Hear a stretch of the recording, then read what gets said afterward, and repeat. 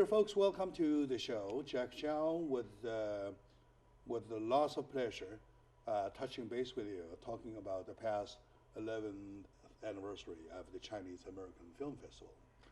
It is a big event. It's a very big annual event. According to lots of my friends who have been attending for the past few years, they say this year's tends to be the best. And we're right now still in the mood of it. We're still doing the screening, well, still in the heat. So let's do a little retrospect of the past film festival. With me is my good friend, a wonderful director, producer, screenwriter, and a smiler. I had that on because you're smiling. Mr. Chris Neby, welcome to the show, please. Thank you, Jack. Seriously and honestly. Before we start, I would like to tell you that indeed the 11th Chinese American Film Festival was the best event so far. I have now attended 5 times and received 4 times an award. And this time it was really well organized, and it also catered to the needs of the filmmakers. The summit at Paramount Theaters was excellent. The various dinners I attended were also very well arranged. By the way, I missed you at that dinner in Beverly Hills for the bombing film. And I was home fumbling with my fever. I see.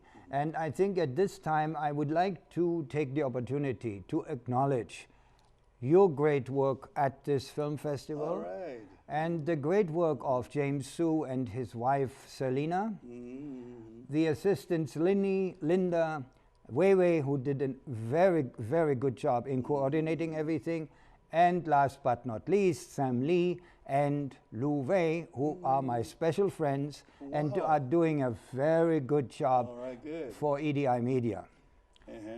Having said this, I once again would like to congratulate you because it's not easy to have a film festival. There's a lot of competition out there. You're right. And it's a very big job to coordinate all these various egos. And you know, in the film business, people used to have a big ego. And to coordinate all these events and to create what this film festival is, a platform, a window, and a bridge, which like a rainbow spans east and west, like your show. All right. And I would say thank you very so much about such a compliment. And you know, you start to feel like, life is paying off, right? So all the efforts, and I especially thank you. You were mentioning all the names. To assure you, we do have a wonderful team. We don't think anybody else can do it like himself or herself. It's a teamwork. It's absolutely. And also, thanks to the leadership of President Su, and he not only 11 years ago started with his vision about the U.S.-China film, but continuously and constantly, year by year, keep adding new element to the team, so that the past one became a huge success. Right? And I believe the success owes to the wonderful leadership of Mr. James Su, and also wonderful teamwork of everybody involved. And thank you for mentioning a few of the names. They are only the ones on the surface. Underneath are lots of people working day and night, especially for the past 1 month. It's on a day, night, round clock stuff. So I believe lots of my audiences have been there, and lots of you even were there at the ceremony, the opening banquet, the huge reception, and the summit, and the next day the presentation, the world presentation, and followed by another night. And it goes on, and some of you might have been even in the theater, actually see the movie, right? Okay, very good. So your overall feeling, how much does it represent? How much does it represent the feelings of the participating producers, filmmakers, or whatever?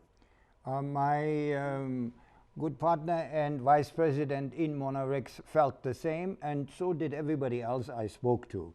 They were extremely pleased because, you know, there is still a wide rift between China and the West. Notwithstanding that there are films being made, co-productions, etc., there's still a wide rift. It's not only political misunderstanding, but also economical misunderstandings. And it is not easy to bridge this rift, and your festival is one of the means to successfully do so. And I'm always a little disturbed because I find that because of the tension between China and America, there is so much misunderstanding on both sides, and it's very difficult to connect or bridge these misunderstandings, and I think the festival is an important part, at least as far as Hollywood is concerned, to do that job and do it well.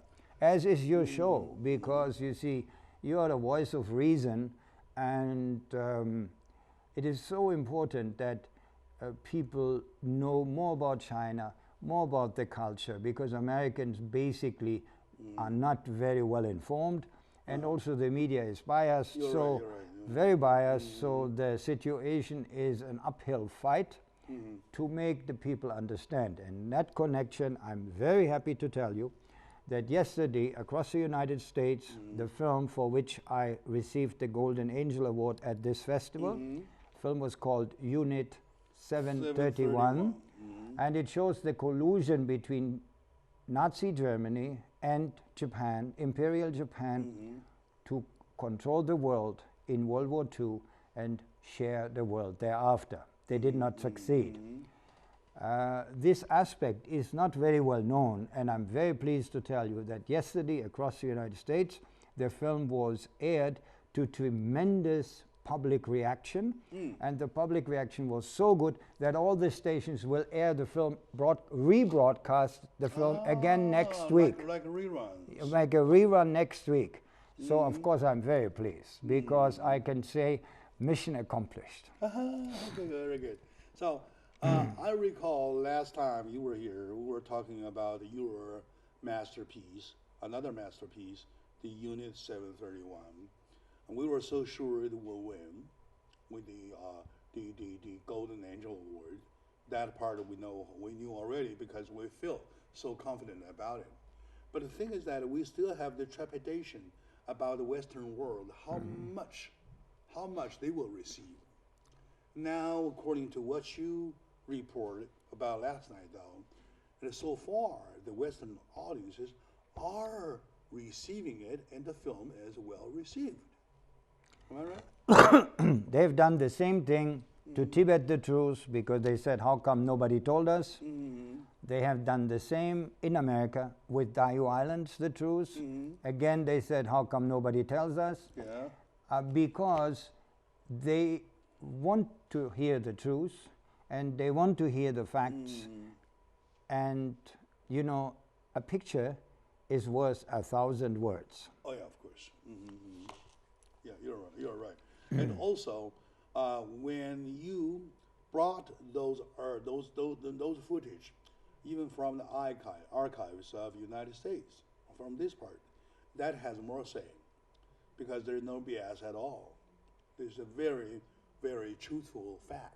Oh yeah, they're all documentaries of the times, shot at the time, and that is a great thing here in America, because the archives in Washington are very good. They have excellent archives, and you know, as per the Freedom of Information Act, you are entitled to view and take the footage, purchase the rights to the footage. You only have to find it, and that's the trick, and it takes a long time, and you have to know what you're searching for, because there is a humongous amount of material available. And it's very well curated, but it takes a lot of time to find, and especially find pieces which are relating to what you want to tell. Yeah, all right. All right, my dear audience, today is an opportunity to get into the inside of the Chinese American Film Festival. We're taking director Chris Nibby for 8 example as to to dissect the whole thing, the success, to see how come he can make his film so successful, right? We were at one point mystified by the fact that would a Western audience accept that? Would they understand? Or, well, anyway, would they at least make money, making ends meet, right? So now the word is free. So let's take a very short moment out. When we come back, we'll try probably analyze the Western audiences, see where they stand, so that we know the hunger is there or not there, right? So we'll be right back, please.